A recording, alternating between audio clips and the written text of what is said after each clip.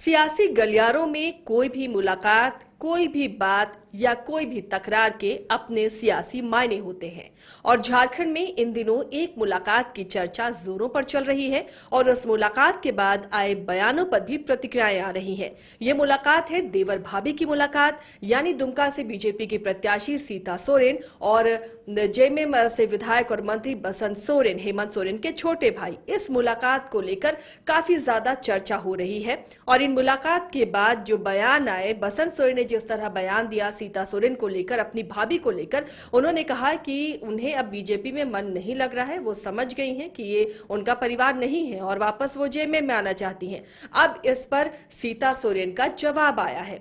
सीता सोरेन ने भी जवाब दिया और उन्होंने कहा कि बसंत सोरेन ने भी उन्हें बीजेपी में जगह तलाशने को कहा है।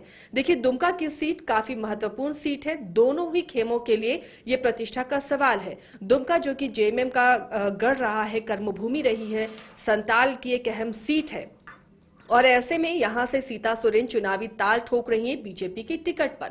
और ये मुलाकात इस वक्त इसलिए और ज्यादा अहम हो जाती है और ये बयान भी अहम हो जाते हैं। हम चर्चा करेंगे इस तरह के बयान से चुनाव में क्या असर पड़ने वाला है और इन सियासी बयानों के क्या मतलब निकाले जाएं।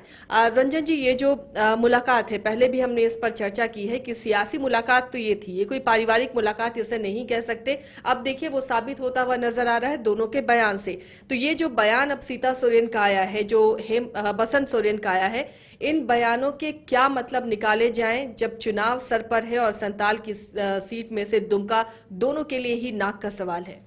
या देखिए, अब जिस तरह से सीता सोरेन ने, आप इसे कह लीजिए कि एक तरह से पलटवार किया है। जो बसंत सोरेन ने जो बातें जो है वो शुक्रवार को कही थी, गुरुवार को दोनों की मुलाकात हुई थी दुमका में ही, और वहां पर उस मुलाकात के बाद हालांकि सीता सोरेन उसे बहुत तुल देता हुआ दिखी नहीं थी और वो निकल गई थी। उन्होंने सिर्फ इतना कहा था कि हमारा घर है तो हम आएंगे, इस तरह की बातें जो है निकली थी। लेकिन शुक्रवार को बसंत सोरेन ने जो बातें कही और उन्होंने ये बातें कही कि हाँ वो आई थी और सीता सोरेन के लिए वो कहते हैं। पहले तो उन्होंने कहा कि आपको बताया होगा, फिर जब सभी पत्रकारों ने कहा कि नहीं ऐसी कोई बात नहीं हुई, तो उन्होंने कहा कि हाँ वो आई थी और वो जो है मोदी परिवार में गई थी, लेकिन लगता है कि शायद उनका भ्रम टूट रहा है और अब वो जो है सोरेन परिवार में वापस आना चाहती हैं। तो इस तरह से एक बात जो है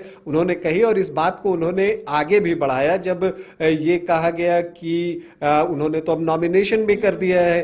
तो तब उन्होंने कहा कि देखिए अभी 17 तारीख जो है वो बचा हुआ है, मतलब नाम वापसी की तारीख जो है उन्होंने बता दी। तो इससे बहुत तरह की कयासबाजी लगनी शुरू हो गई। ये महज शिगुफा ही समझे या फिर इसके वाकई कयास लगाए जाने चाहिए?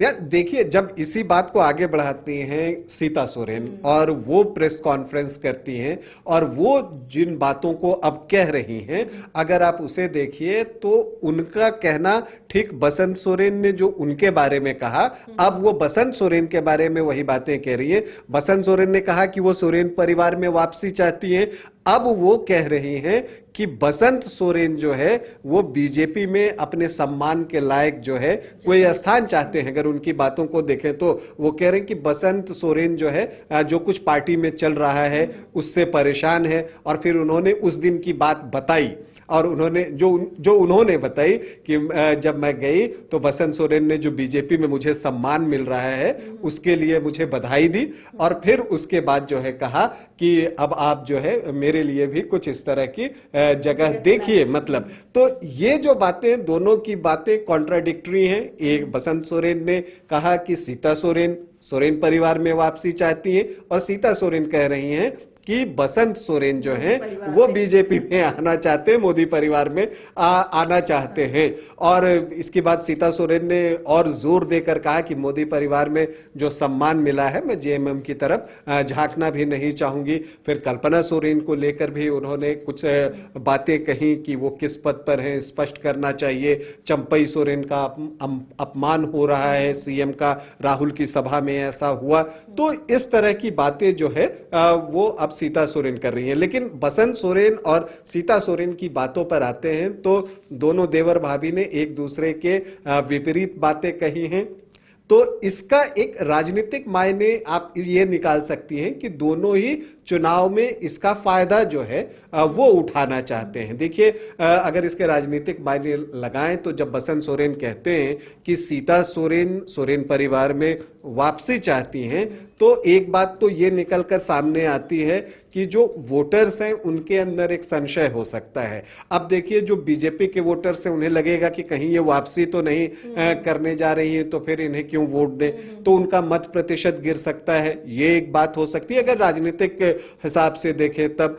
इसीलिए सीता सोरेन ने आज जोर देकर कहा कि मैं अब जेएमएम की तरफ झांकना भी नहीं चाहूंगी। मतलब वो कंफर्म कर रही हैं कि वो मोदी परिवार के साथ ही रहेंगी। और अब जो है उन्होंने साथ ही साथ कह दिया कि बसंत सोरेन जो है वो मोदी परिवार में आना चाहते हैं। तो अब इससे जो जेएमएम के वोटर्स हैं उनके मन में संशय जाएगा, जो प्रत्याशी है वो सोचेंगे कि क्या बसंत सोरेन। दुमका के रण में इस तरह की बयानबाजी कितना असर करेगी और कितना मुश्किल ये होगा कल्पना सोरेन के लिए, जो अभी फिलहाल स्टार प्रचारक बन पार्टी की कमान संभाल रही हैं, पूरे चुनाव प्रचार को संभाल रही हैं। ऐसे में अगर बसंत सोरेन को लेकर सीता सोरेन ने ये बयान दिया है तो नलिन सोरेन के लिए, कल्पना सोरेन के लिए कितनी मुश्किल की बात है। देखिए, निश्चित तौर पर जो दुमका की सीट है वो नाक की सीट बनी हुई है और इसमें किसी को कोई संशय नहीं है। और देखिए, पूरी कोशिश है जेएमएम की कि चूंकि ये शिबू सोरेन की सीट रही है तो इसे वापस लेकर आएं। और ये बातें कल्पना सोरेन ने नॉमिनेशन के वक्त सभा से कही भी कि दुमका वापस लेना है। दूसरी तरफ सीता सोरेन इस चीज को स्थापित करना चाहती हैं कि उन्होंने भी राजनीतिक और सामाजिक जीवन में काम किया है और मोदी जी का नाम है, और उसकी बदौलत वो एक चीज प्रूफ करना चाहती हैं कि उनके अंदर भी वो राजनीतिक क्षमता है और वो अपने नाम पर भी चुनाव जीत कर आ सकती हैं। तो उन्हें अपने आप को साबित करना है। तो इसीलिए ये चुनाव जो है बहुत जोरदार होते जा रहा है। अब ये भी बात है कि अब ये बात भी आप मानकर चलिए, या तो बसंत सोरेन ने जो सीता सोरेन के लिए कहा वो सच कह रहे हैं, या सीता सोरेन ने जो बसंत सोरेन के लिए कहा वो सच कह रही हैं, या ये भी हो सकता है कि जो बातें हुई हो वो दोनों में से कोई नहीं कह रहे हैं।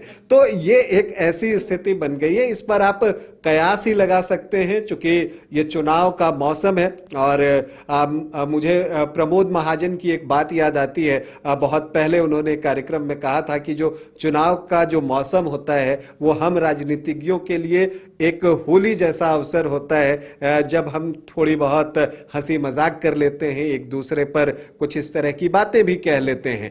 तो ये बातें जो है वो अभी भी चुनाव का चूंकि मौसम है तो मुझे लगता है कि ये भी चीजें हो सकती हैं। लेकिन देखिए, दोनों ने जो बातें कही हैं, दोनों अपना फायदा देख रहे हैं राजनीति के फील्ड में, और खास करके दुमका सीट पर कब्जा को लेकर जो है आप कह सकते हैं कि इस तरह के बयान आ रहे हैं।